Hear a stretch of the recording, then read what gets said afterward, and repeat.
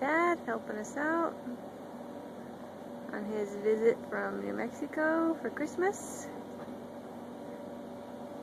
While I hide behind this wall. Thank you. Settle down. Settle down. Settle down. Thank you. Good boy. Yes. Yeah, good. Yeah.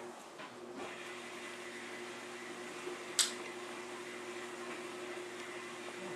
Good boy. Yes. All right. Jasper's normal heart rate is between 60 to 70 at rest. His normal respiratory rate is between 20 to 25 or so. A little less if he's asleep. That's normal for him.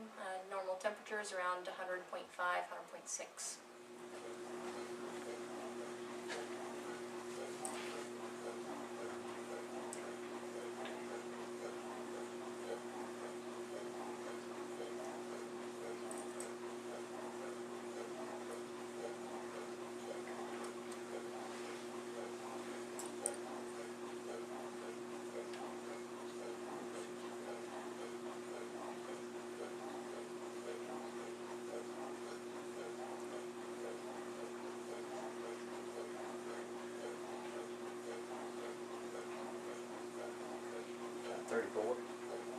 And multiply times 2? And multiply times 2? Yeah. 68? 68. So just put your hand on his chest and feel how fast he's breathing as well. Or just watch it go up and down.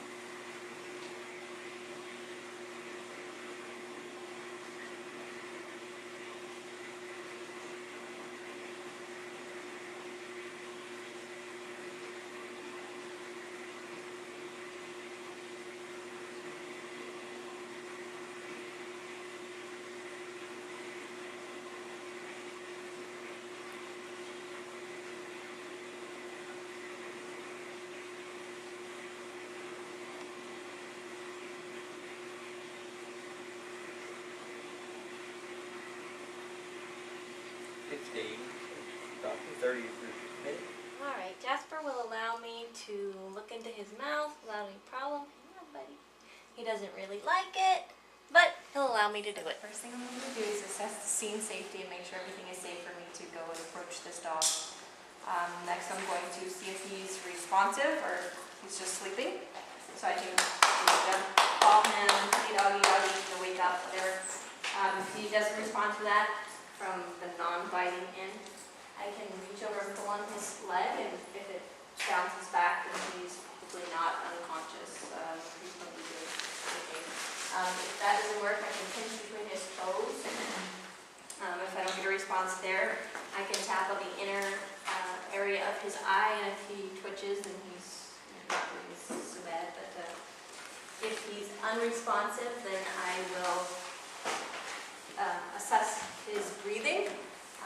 I can look, listen, feel for his breathing, if there's any air coming out, I can hear, whatever. If he's not breathing, then I'm going to administer a couple of breaths. So I will first open his airway by pulling his head back.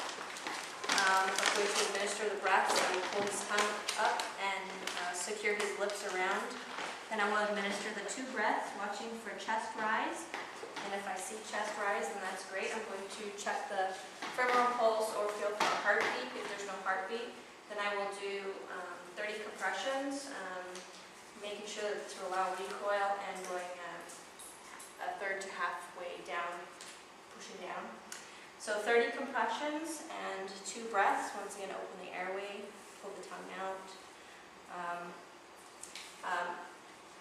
Administering 2 breaths and then compressions.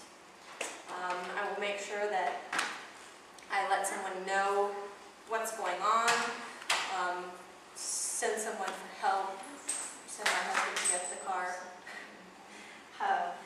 and administer CPR until that help arrives.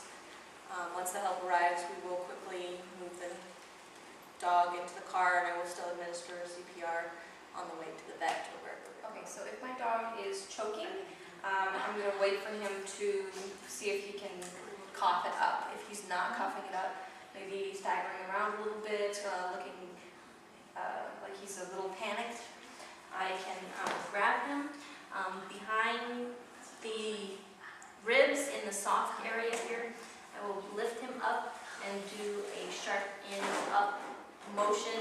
I can position him against my body to get leverage, and I will pull up and in, and gravity will help that object to come out. And if he does cough up the object, then great. Then I can take him to the vet, make sure everything's okay. If that doesn't help and he goes unconscious, then I'm going to check his airway and make sure that I can't see the item and take it out. If I can't take out the item, then I'm going to position his airway and go through the steps of CPR that I mentioned earlier. The only difference would be when I do the compressions. After I do the compressions, I'm going to check for that object to see if I can take it out. Always repositioning his airway and making sure that we've got a good airway there. Okay, and the breaths until air flows, and compressions until I get help, or when we go to the vet, or the object comes out and he's breathing on his own. Pulse, hand